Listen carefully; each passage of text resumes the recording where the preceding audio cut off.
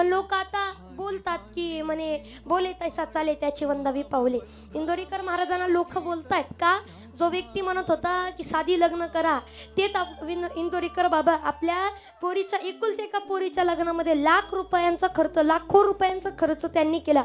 मग लोक आता तोंडसुख घ्यायला लागली. कुणी उठतं ज्याला कशातलं काही माहीत नाही ते सुद्धा नावं ठेवतात आणि ते सुद्धा बोलायला लागतात ज्यांना बाबांविषयी काही माहीत नाही.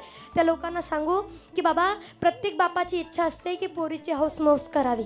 प्रत्येक इच्छा, फक्त कर्जबाजारी न होता हौसमौस. मग आपल्या सगळ्याला एक दिसतं की इंदोरीकर बाबांना लाख रुपयाचा खर्च केला, लाखो रुपयाचा खर्च पोरीच्या लग्नामध्ये केला हे दिसतं. पण त्याच इंदोरीकर महाराजानं पोरीच्या लग्नामध्ये पूरग्रस्त शेतकऱ्यांना लाखो रुपये देणगी सुद्धा दिली, हे का दिसत नाही?